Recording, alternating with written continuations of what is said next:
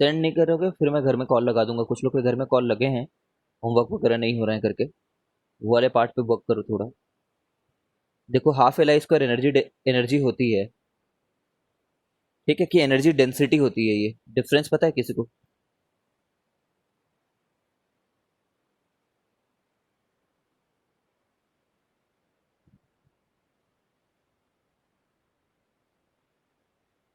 ठीक है, energy stored इन inductor. ठीक है, इंडक्टर सोलेनॉइड में क्या फर्क है?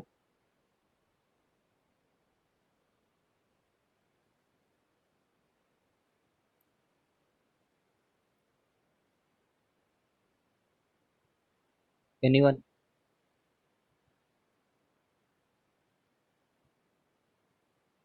तो अगर हम इंडक्टर मतलब solenoid is a type of inductor, ठीक है ना?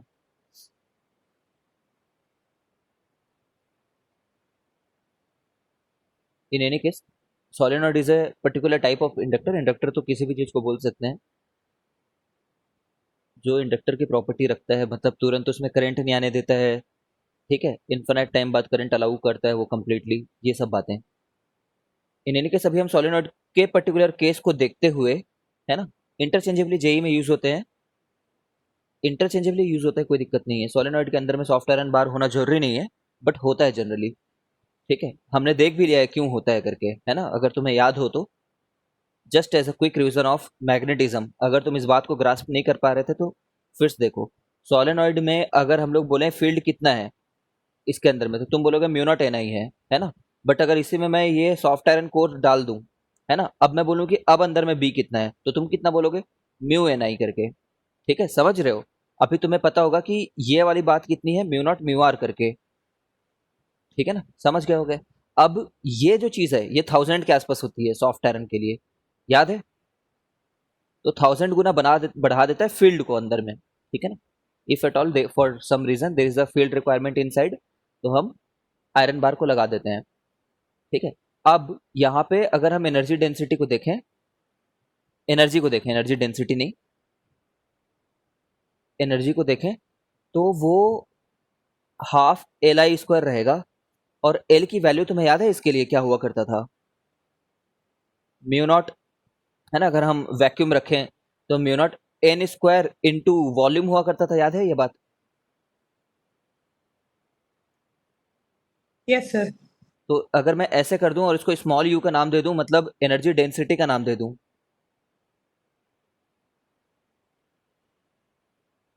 ठीक है, एनर्जी पर यूनिट वॉल्यूम, तो ये कितना हो जाएगा? Half.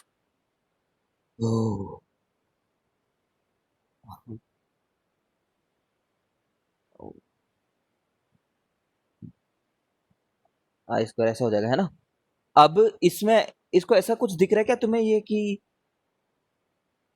Half mu not be, just a minute, मैं क्या करूं, एक बार म्यू नॉट मल्टीप्लाई कर देता हूं, म्यू नॉट डिवाइड कर देता हूं, है ना। म्यू नॉट डिवाइड किया तो म्यू नॉट मल्टीप्लाई भी किया, ठीक है। अब ये तुम्हें ऐसा लग रहा होगा कुछ, ऊपर में जो बी स्क्वायर है करके, ठीक है।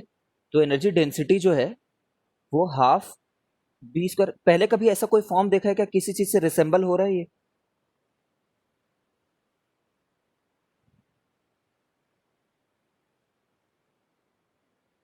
स्क्वायर बाय टू सी जैसा लग रहा है। ऐसा लग रहा है क्या किसी को?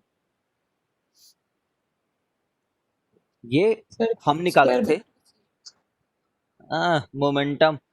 कहा तुम्हारा दिमाग कहाँ रहता है ये बताओ बस यार तुम। ठीक है, चलो, मतलब ये रिलेशन मैं दिखाना चाह रहा हूँ। इलेक्ट्रिक फील्ड में half epsilon naught E square energy store होती है, मैग्नेटिक फील्ड में half B square by mu naught. वो तो काफी ज्यादा हमें डाउट था भी इस बात पे कि एप्सिलॉन नॉट को 1 बाई करें तो इसके जैसा कुछ आना चाहिए था। तुम समझ रहे हो यार, I think you have understood the analogy that yes, a true analogy exist over here, this is a kind of magnetic energy. ठीक है, अब मैं तुम्हें बोलता हूँ कि एक क्वेश्चन है जस्ट।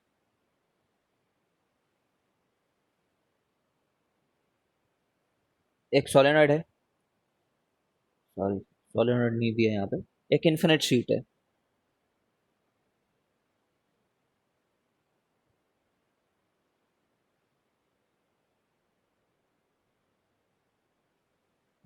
ये शीट समझते हो ना, जब ऐसा डॉट बनता है तो क्या मतलब होता है करके?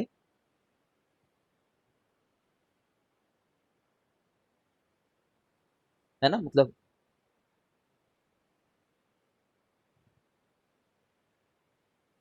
हाँ बाहर आ रहा है।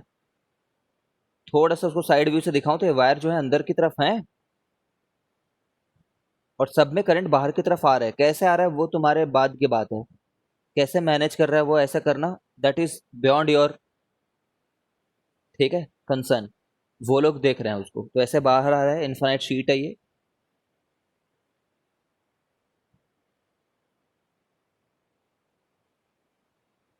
जिसका एन प्रॉपर्टी है और आई प्रॉपर्टी है, मतलब समझ गए होगे कि नंबर ऑफ टर्न्स यहाँ पे पर यूनिट लेंथ, अगर मैं यहाँ पे देखूँ per unit length number of turns, तो वो स्मॉल एन है, ठीक है। अब यहाँ से अपन को ना ए दूरी पे एक बी डायमेंशन का क्यूब रखा हुआ है,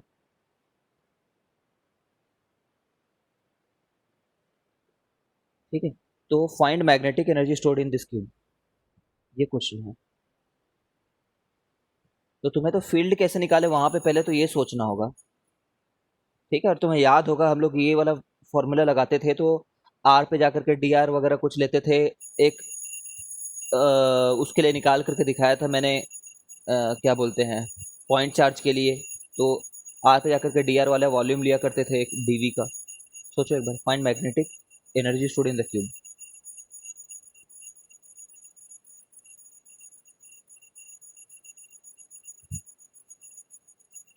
फिलहाल इसमें बताओ।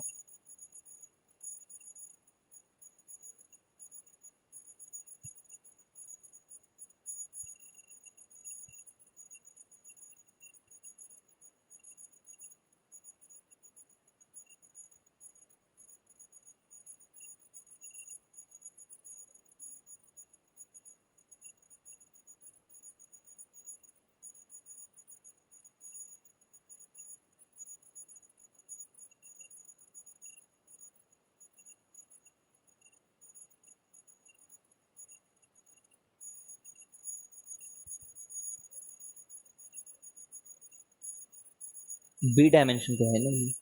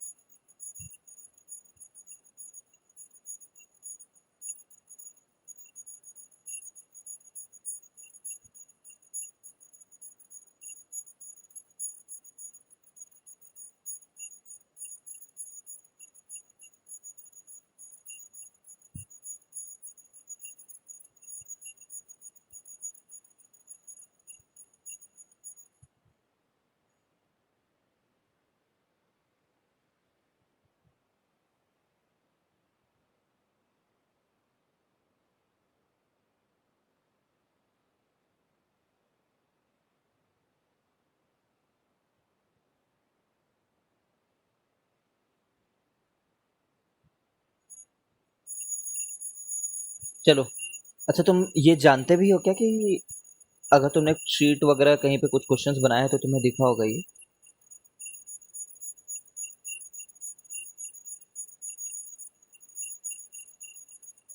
इस इन्फिनाइट शीट के चलते, अगर ये इन्फिनाइट है तो इसके चलते कहीं पे किसी भी जगह पे एक फिक्स अमाउंट ऑफ फील्ड ही रहता है, जिसका मैग्नीट्यूड यहाँ पे देखें तो B equal to mu not N I by two रहता है। किसी को भी पता है ये? Does anyone know this thing? Constant रहता है, डिपेंड नहीं करता आर वगैरह पे।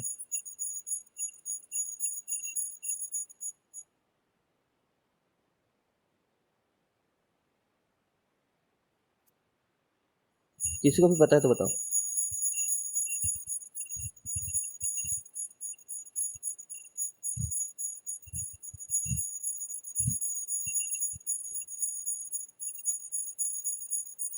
ये नहीं जानते हो?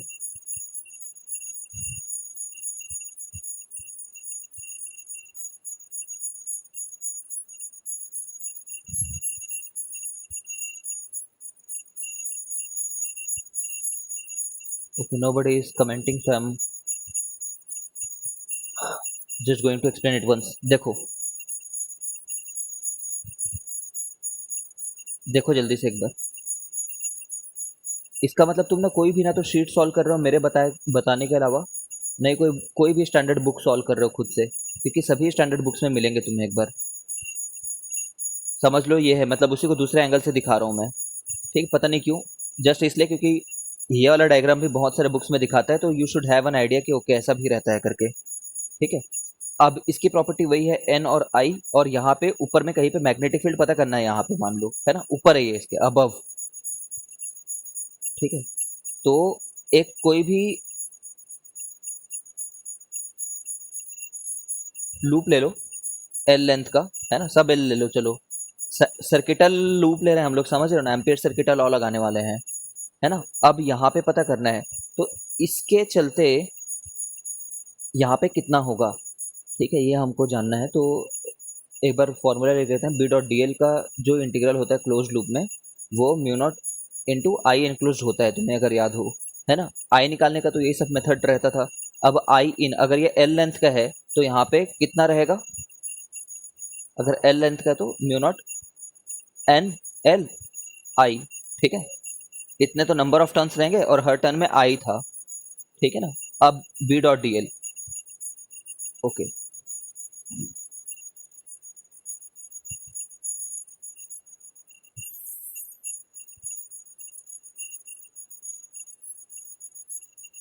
रुकना एक मिनट,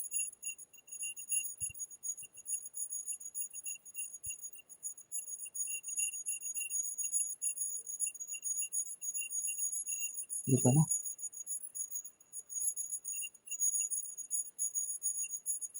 देखो सोचो, यहाँ पे जो लोग बी अप्लाई कर रहे हैं वो कौन कौन लोग कर रहे हैं। बी तो सबके चलते होता है कि सिर्फ अंदर वालों के चलते होता है, बी तो सबके चलते होता है, भले ही ये जो चीज़ है इसको सिर्फ अंदर वालों के चलते लेते हैं। अब ये 1 करोड़वीं बार रिवाइज हो रहा है, and if you are not able to mug up then you should. ठीक है, तो बी सबके चलते होता है। अब यहाँ पे बी लेफ्ट साइड में कितने सारे लोग हैं तुम बताओ, इन्फिनाइट लोग हैं, और राइट साइड में कितने सारे लोग हैं ये बताओ, इन्फिनाइट लोग हैं। ठीक है ना। सिमिलरली अगर ये वाला एल यहाँ पे ना होता, रादर यहाँ पे वो वाला पॉइंट होता, वो पॉइंट, तभी भी इसके इस साइड कितने लोग होते, इन्फिनाइट लोग होते, इसके इस साइड कितने लोग होते, इन्फिनाइट लोग होते। मतलब बी यहाँ पे जो है वो हर जगह पे सेम है, किसी भी जगह पे ले लो, क्योंकि सबके लिए तार का अरेंजमेंट, वायर्स का अरेंजमेंट तो सेम है। ठीक है, अगर ये लॉजिक समझ में आ गया है, हर पॉइंट के लिए, यहाँ पे किसी भी पॉइंट के लिए वायर्स का अरेंजमेंट सेम है ना, तो बी हर जगह कांस्टेंट रहेगा। ठीक है, ओके। और जैसे इसका इफेक्ट देखें तो इसके चलते तो यहाँ पे इधर आ रहा है ना, बट इसके चलते देखें तो यहाँ पे इधर आ रहा है ना, और इसके चलते देखें यहाँ पे तो इधर आ रहा है, मतलब इन दोनों के चलते तो इधर आ जा रहा है ना इफेक्टिवली। सिमिलरली यहाँ से एक दूसरे वाले पे जाएं तो यहाँ से राइट साइड पे भी एक दूसरा वाला मिलेगा ही, जो इन दोनों के चलते इधर बना रहा होगा। ठीक है, तो नेट इफेक्ट तो इसका हमेशा इधर आएगा। ठीक है, तो बी कांस्टेंट है इन्फिनिटी इन्फिनिटी वाले लॉजिक से, डायरेक्शन मैंने बता दिया अगल बगल वाले नेबर वाले लॉजिक से, है ना। डॉट डी एल, ओके, तो डॉट डी एल कर लेते हैं। अब बी क्योंकि इधर है, ठीक है ना, तो डॉट प्रोडक्ट में ये वाला और ये वाला तो कैंसिल आउट, ये वाला और ये वाला तो नहीं ऐड होंगे ना, समझ रहे हो। 4 पार्ट थे इसके, 1 पार्ट, 2 पार्ट, 3 पार्ट और 4 पार्ट। ठीक है, नीचे में किधर डायरेक्शन में होगा,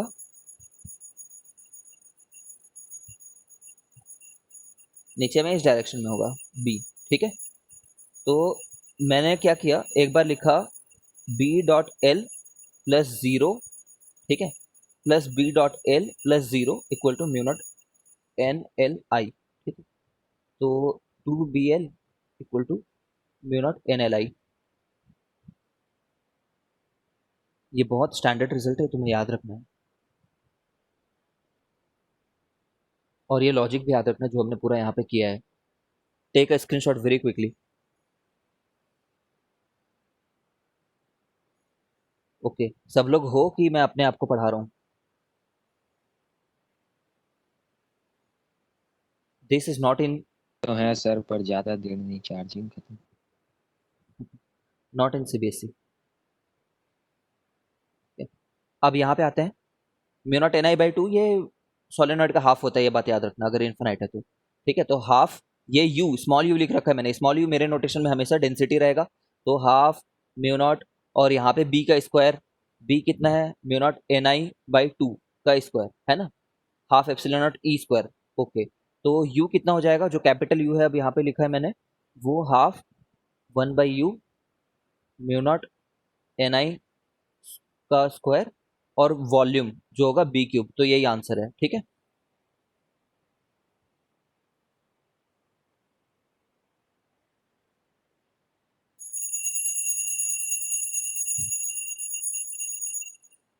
समझ गए हो गया यार, टेक है स्क्रीनशॉट।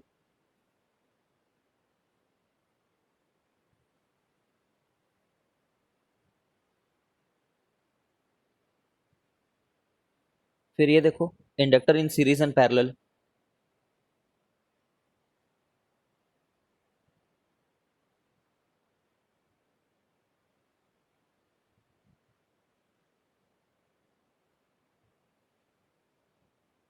ये वाला पार्ट कंप्लीटली मैं तुम्हारे लिए छोड़ रहा हूँ, इसका डेरिवेशन करना। और अगर जो मेरे को करके नहीं भेजा तो नेक्स्ट क्लास में उसको नई एंट्री मिलेगी, because you are getting too lenient, है ना, मतलब काफी ज्यादा अपने ही ऊपर लीनियंट हो रहे हो तुम, बिल्कुल ही रिलैक्स्ड हो। तो ये सीरीज में होता है, ये पैरेलल में होता है, कैसे होता है डेरिवेशन में तुम करके दिखाना। ठीक है, सीरीज में कैसे ऐड होंगे ये लोग, ऐसे। ठीक है, it's not at all tough अगर तुम सोचो तो। ठीक है, प्लीज करना इनको, इसका इक्विवेलेंट जो होता है वो एल इक्विवेलेंट बनता है। ये सीरीज हुआ, मैं ऐसे याद रखता था, looks like register, acts like register. ठीक है, रजिस्टर जैसा दिख भी रहा है ना, रजिस्टर ऐसा दिखता था और ये ऐसा दिख रहा है, एक ही बात है।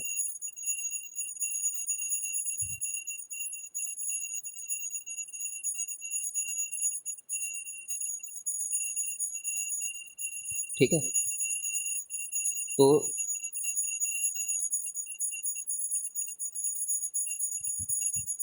सोचना उस केवीएल लगा करके होगा।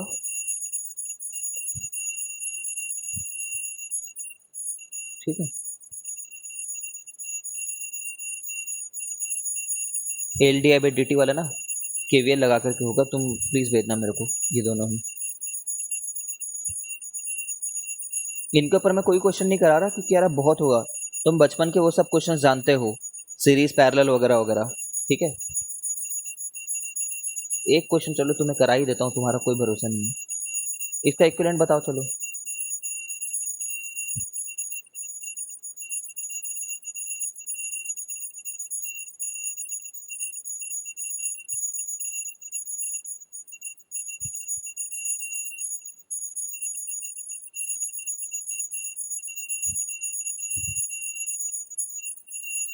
चार Henry, 4 Henry, 2 Henry, 8 Henry, 4 Henry, कैसे करोगे समझ रहे हो, this is a Wheatstone bridge. ठीक है ना, प्लीज कर लेना यार, कर सकते हो ना, मैं इस समय टाइप पास नहीं करना चाह रहा, आज ही चैप्टर का खात्मा होगा। चलो, व्हीटस्टोन ब्रिज है, यहाँ पे भी हर चीज़, व्हीट स्टोन पैरेलल कैसे जुड़ते थे, वो सब इसमें एप्लीकेबल है।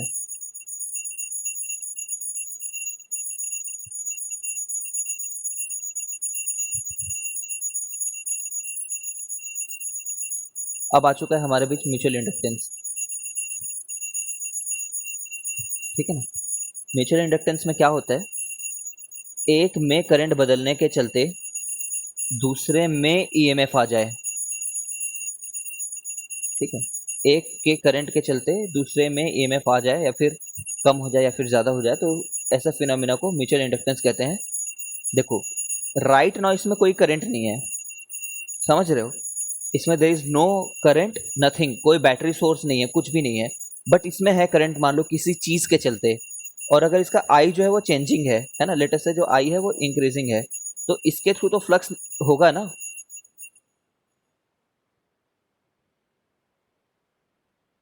दिस थिंग वी नो और नॉट, है ना। तो अगर इसके थ्रू अगर आई इंक्रीजिंग है तो इसके थ्रू भी फ्लक्स चेंजिंग होगा, है ना। अब इस वाले को ना I1 नाम दे देते हैं,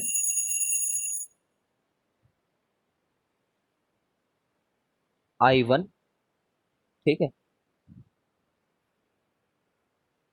और इसमें जो करंट आएगा flux changing implies EMF will come, EMF will come, है ना। इसका नाम 1 है, इसका नाम 2 है, implies I2 will generate,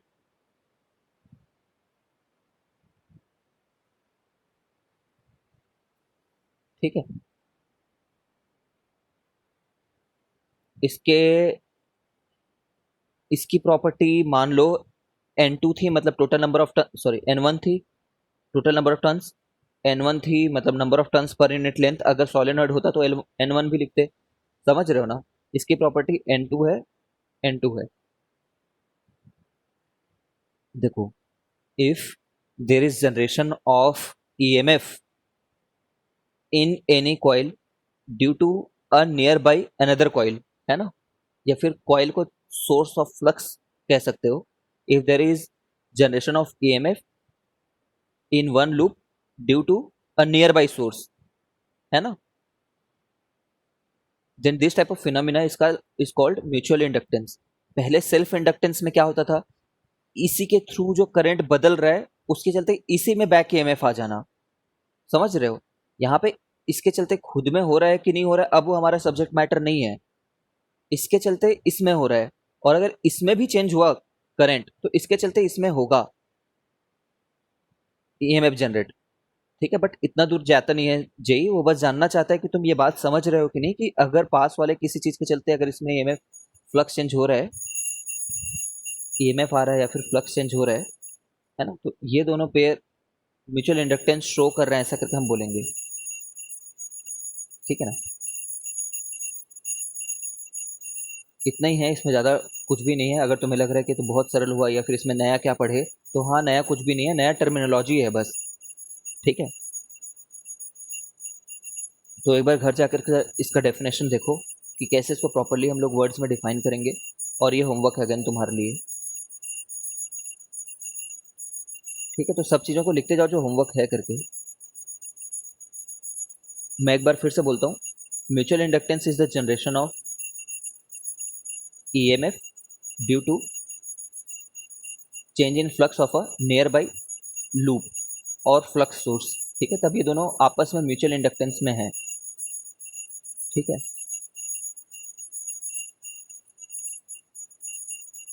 mutual inductance मतलब एक के चलते दूसरे में EMF आ जाना। अब तुम ये बताओ, अगर मैं एक कॉइल को ऐसे रखा हुआ हूं जिसमें ये फ्लो हो रहा है, मतलब ये परपेंडिकुलर टू द प्लेन है ना, this is perpendicular to paper. और अगर दूसरे वाले कॉइल को मैं अगर ऐसा रखा हुआ हूं, ऐसा, ठीक है, 1 2, तो 1 में कितना भी करंट चेंज करो 2 में EMF आएगा क्या?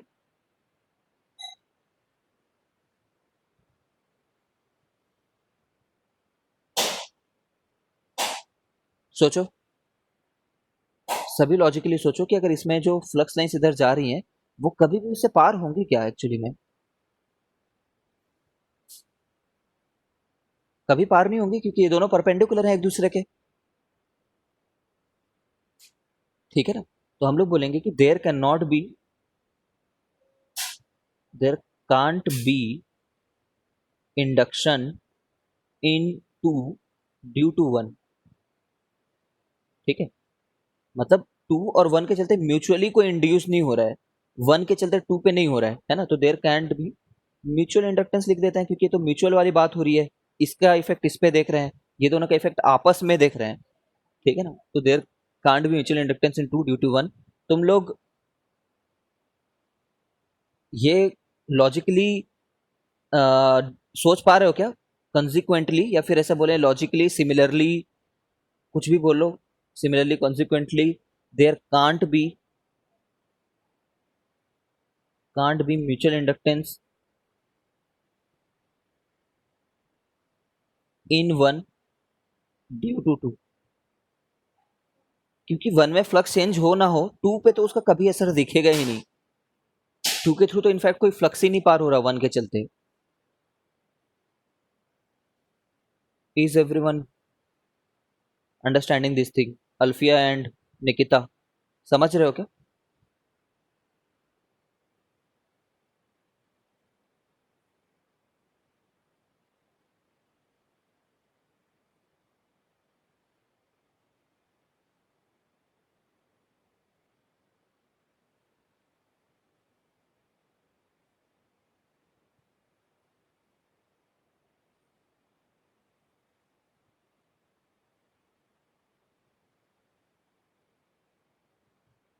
ठीक है ना? एक बार बैकअप करते हैं, मतलब कंप्लीटली थोड़ा रिवाइज करते हैं इतने पार्ट को। अगर वन के चलते, वन में फ्लक्स के चलते वन में क्या इफेक्ट हो रहा है, वन पे अगर फ्लक्स बढ़ रहा होगा तो उस फ्लक्स के चेंज के चलते वन में खुद ही बैक ईएमएफ आ जाएगा। वो हमारा सेल्फ इंडक्टेंस था। वन के चलते टू में इफेक्ट देख रहे हैं, तो ये वन और टू का म्यूचुअल इंडक्टेंस कहला रहा है। ठीक है ना? म्यूचुअल इंडक्टेंस इज, बहुत बार बोल दिया मैंने, mutual inductance is inductance of an EMF in a loop due to a nearby loop. और तुम्हें दिख रहा होगा क्योंकि इसमें वर्ड एक म्यूचुअल है, तो इट माइट मीन, अभी तो माइट मीन बोल रहा हूँ, बाद में बोलूंगा it must mean. It might mean कि अगर वन के चलते टू पे कोई असर नहीं हो रहा है, तो म्यूचुअली भी टू वन के ऊपर कोई असर नहीं कर रहा होगा।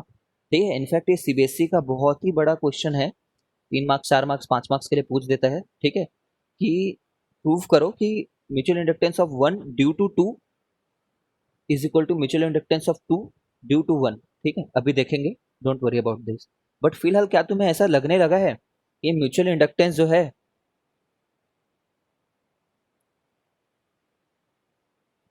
It depends on, it depends on one geometry. Of course geometry पे डिपेंड करेगा। इसके चलते इसके थ्रू कितना फ्लक्स, इसके चलते इसके थ्रू कितना फ्लक्स पार हो रहा है, ये तो डिपेंड करेगा ही ना। कितना फ्लक्स पार हो रहा है, कितने रेट से चेंज हो रहा है, वो ज्योमेट्री पे डिपेंड करेगा। अब ज्योमेट्री को क्या बोलते हैं वो तुम जानते ही हो, शेप साइज ओरिएंटेशन। ठीक है ना? Orientation he, shape and size. ठीक है? यहाँ पे एक और वर्ड ले लेते हैं, वही ओरिएंटेशन वाला। इसको भी ज्योमेट्री के अंदर मानते हो तो वेल एंड गुड, कोई बात नहीं। यहाँ पे ऐसे हार्ड एंड फास्ट रूल्स नहीं है, अगर तुम इसको ज्योमेट्री का हिस्सा मानते हो तो ठीक है। ठीक है? क्या बात पे डिपेंड नहीं करेगा, समझ रहे होगे? क्या बात पे डिपेंड नहीं करेगा? करंट वगैरह पे डिपेंड नहीं करेगा। मतलब उनके आपस में कितना इंटरेक्शन होगा वो पहले से डिफाइंड है, चाहे करंट रहे मत रहे।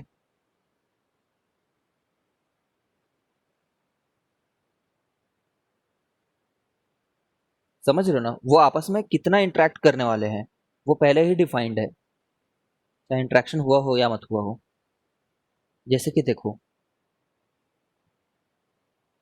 है ना, mathematically defining mutual inductance.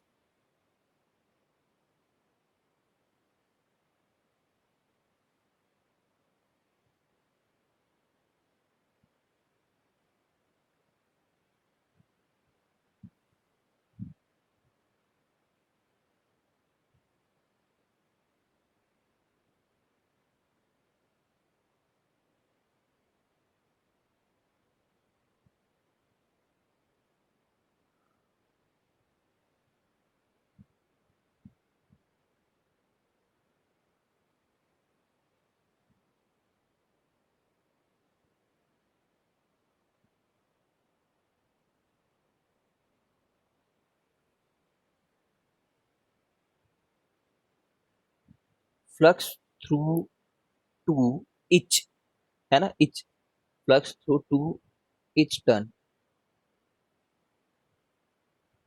Is directly proportional.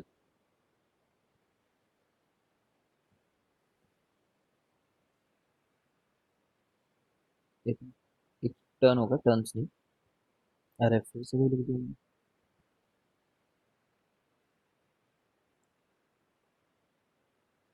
ऐसा मैं लिख सकता हूँ क्या कि flux through two each turn,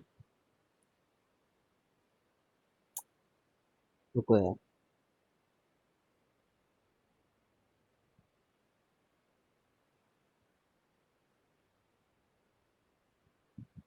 इसका नाम मान लो फाई टू रखा है हमने, ठीक है, बस एक नाम रखा है। तो टोटल फ्लक्स थ्रू टू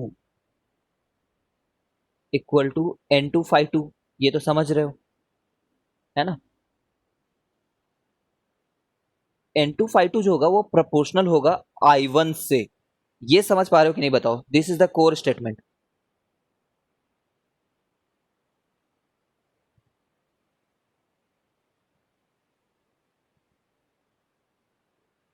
ठीक है ना, बस इतना ही बोलना चाह रहे हैं कि जो टू में फ्लक्स आ रहा है, ठीक है, वो वन के चलते आ रहा है।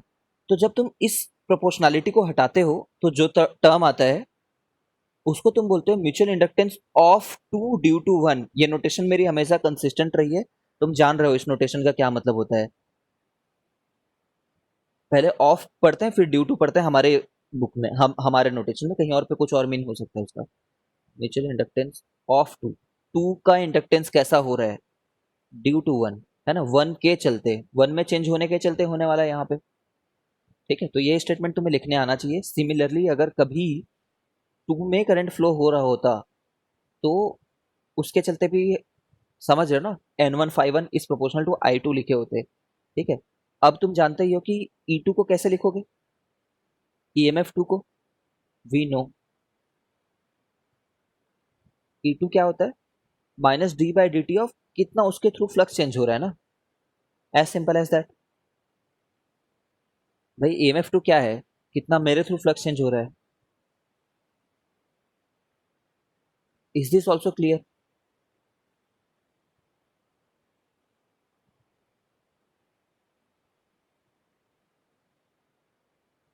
ठीक है, चलो फिर आगे बढ़ते हैं। बस इतनी सी बात है यार, इसमें कुछ खास बात नहीं है।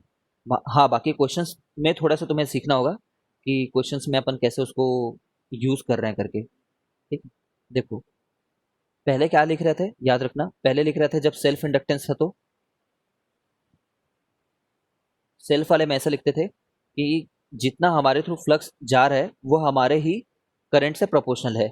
म्यूचुअल में क्या लिखेंगे, वो डायग्राम याद रखना जो अभी हमने ऊपर में देखा था यहाँ पे, कि जो टू के थ्रू फ्लक्स है वो प्रोपोर्शनल है कि वन के थ्रू कितना करंट आ रहा है, वन के थ्रू। ठीक है ना, ये बात याद रखना।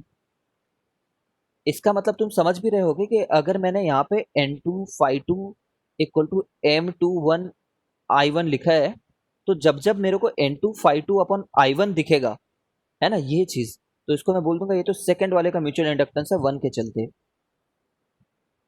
सेकंड वाले पे कितना असर हो रहा है वन के चलते। ठीक है ना, इसी बात को हम लोग प्रूफ करेंगे आगे जाकर के, वी विल सी कि M two one will be equal to M one to.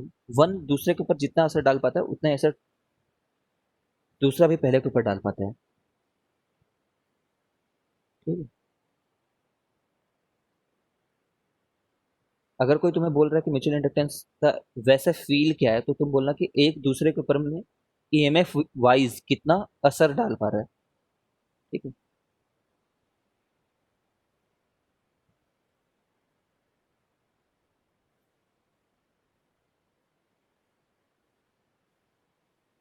Find mutual inductance of system. अब समझ रहे हो कि म्यूचुअल इंडक्टेंस ऑफ सिस्टम लिख रखा है यहाँ पे। ठीक है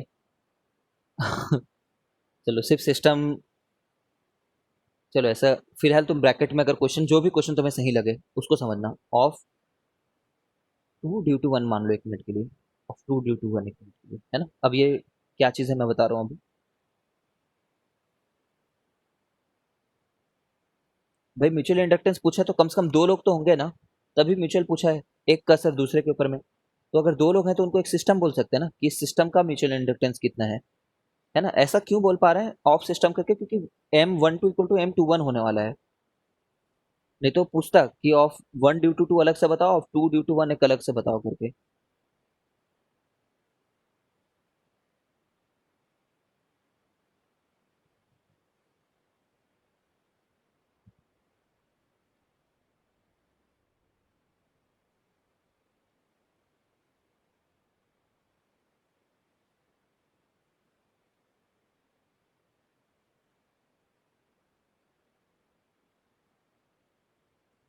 पहले दोनों सिस्टम को मैंने बगल बगल में रख रखा था, तुमने देखा, मतलब दूर दूर रख रखा था। यहाँ पे मैंने दोनों सिस्टम को क्या कर रखा है, एक ही सोलेनॉइड में लपेट रख, मतलब एक ही आयरन बार में लपेट रखा है। दो अलग अलग सिस्टम है, ठीक है, बट अब तुम चाहो तो दोनों के नंबर ऑफ टर्न्स बदल सकते हो, कोई दिक्कत नहीं है। ऐसा बोल सकते हो कि जो ब्लू वाला है, ब्लू वाला, उसके total number of turns n1 है मान लो, ठीक है। लेंथ तो दोनों की सेम है ना, लेंथ दोनों की सेम है। चलो सिंपल रखने के लिए मैं क्या कर देता हूँ, सबसे सिंपल केस है ये, दोनों की लेंथ l है, चलो ठीक है ना। इससे भी अलग अलग केसेस में दिखाऊंगा जिसमें एक की लेंथ इन्फिनिट रहेगी, एक की लेंथ कम रहेगी। इसके नंबर ऑफ टर्न्स n2 है मान लो, ठीक है। ऑफ सिस्टम, अब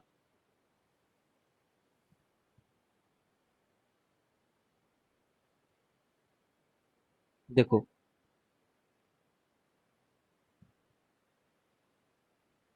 हम लोग ना, तुम ऐसा दिमाग में सोचना कि हम लोग इस क्वेश्चन को सॉल्व कर रहे हैं,